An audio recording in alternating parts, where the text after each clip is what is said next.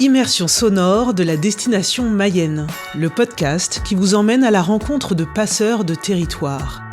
Ils ont pour point commun l'éthique, la bienveillance, l'éco-responsabilité, la passion du partage. Et pour fierté, les 1000 facettes de leur territoire, la Mayenne. La Mayenne, terre du milieu où l'on se retrouve main dans la main, où l'on se retrousse les manches pour créer des lieux de vie, des lieux de solidarité. La preuve ? À Saint-Mars, sur la Futaie, Philippe Boissel préside l'association qui a créé en 2015 une épicerie associative unique en son genre, l'aubépine. Alors l'aubépine, c'est un arbre qui est très important sur la commune. C'est l'arbre le plus vieux, normalement l'arbre le plus vieux de France, donc il y a 1700 ans. On a des écrits du Moyen-Âge, du Xe siècle, qui dataient déjà cet arbre-là comme arbre très ancien. Et qui a donné son nom à l'épicerie, tout naturellement.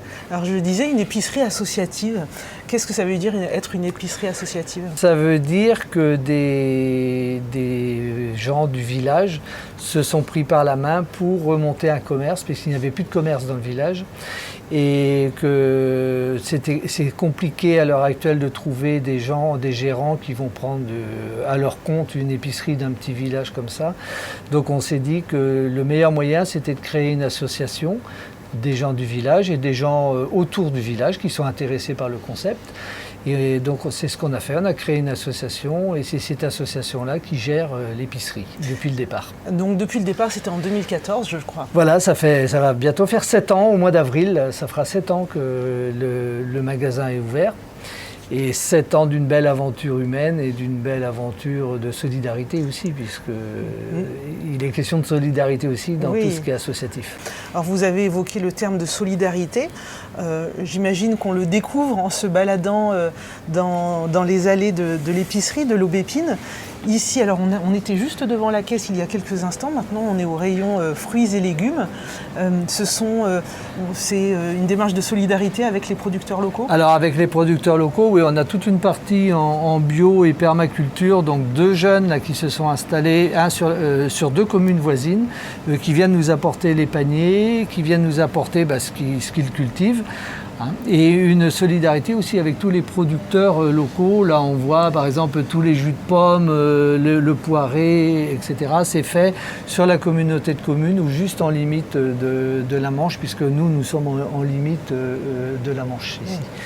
Donc on a cette partie-là de fruits, légumes.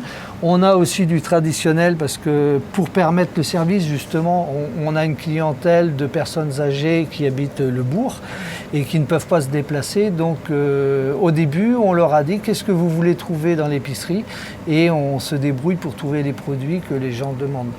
Alors on a une demande par exemple pour tout le vrac en bio. Oui. Donc on a fait un sondage. Du riz, de la semoule, des graines. Voilà, on a fait un riz rond pour le riz au lait, le riz traditionnel pour la cuisine, toutes les graines ici, le sucre de canne, et on a pris les produits que les gens sollicitaient. Ici, on vient faire ses courses et découvrir des produits sélectionnés pour faire rimer terroir et solidarité. Fruits et légumes, produits fermiers transformés, ou encore vins de petits domaines. Les agriculteurs et artisans engagés dans la préservation de leur terroir sont à l'honneur. Alors si je me balade dans les allées, je vois des boîtes de conserve. Je vais en prendre une. Ici, je vois une terrine de canard au poivre vert. Quelle est l'histoire de cette terrine ? Alors voilà, c'est une belle histoire parce que c'est une histoire avec une agricultrice de la commune qui élève des canards, des pintades normalement pour des particuliers. Et lorsqu'on a ouvert l'épicerie, elle est venue vers nous et nous a demandé est-ce que ça vous intéresserait d'avoir la volaille toute fraîche à vendre aux clients prête à consommer, prête à cuisiner. Alors on lui a dit oui. Donc on a fait des essais et ça a fonctionné. Donc là on en a en permanence et toutes les semaines il y a une plus grosse vente puisqu'on a une newsletter et les gens peuvent commander par internet aussi à l'épicerie. Et de là, on lui a dit, mais pourquoi tu ne cuisines pas non plus tes volailles pour faire des terrines, justement, locales.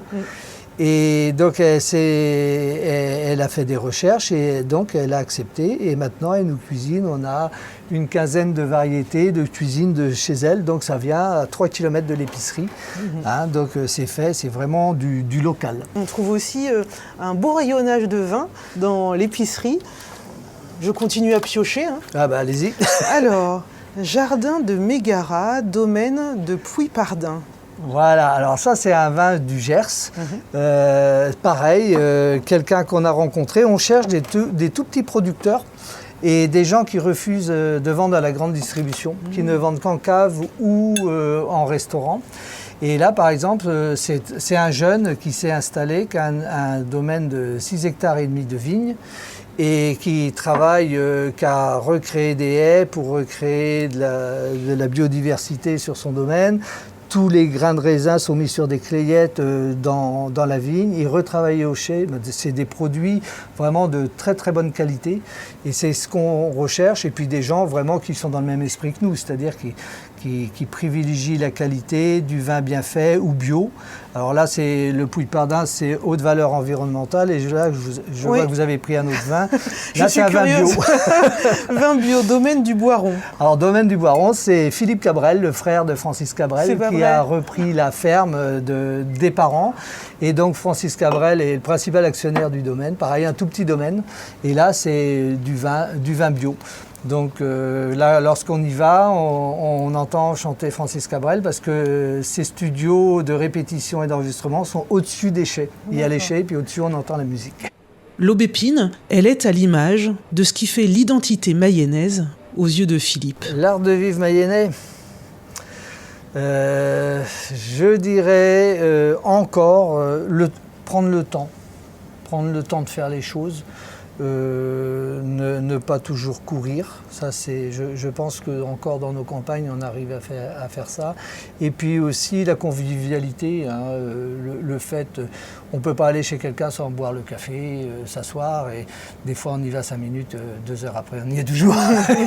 Et voilà, donc ça je crois que ça caractérise encore bien nos zones rurales et le département de la Mayenne. Oui.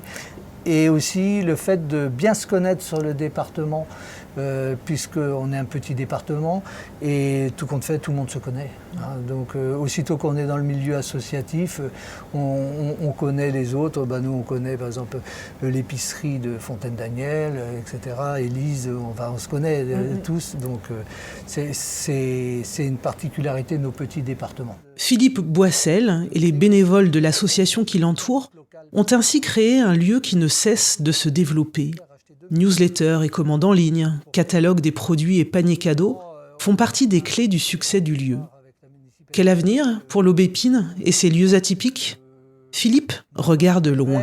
Mon idée, dans les années à venir, dans les 10 ans, je pense que tous ces lieux-là deviendront des tiers-lieux.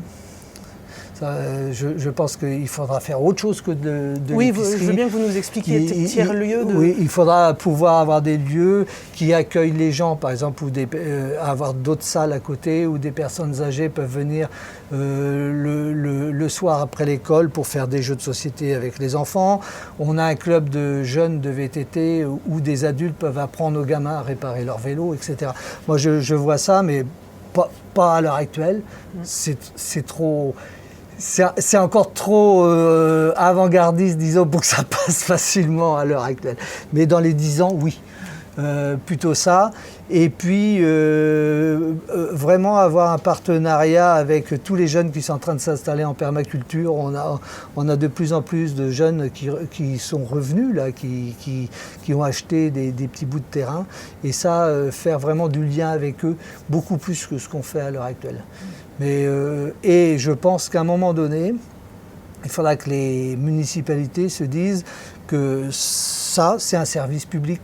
Donc faire une délégation de service public de façon à pas toujours courir après l'argent en fin de mois, etc. Dire, voilà, on rend service à la population, ça doit servir à toute la population. Donc nous, municipalités, Ça pourrait être par exemple prendre un salaire en charge, ça peut prendre un local sans loyer, enfin des choses comme ça. Ce serait donc cela, la Mayenne. Terre du milieu solidaire, qui imagine des lendemains rapprochant toujours plus les gens autour de valeurs simples et vraies. Immersion sonore vous donne rendez-vous très vite pour une autre rencontre qui donne envie de destination Mayenne.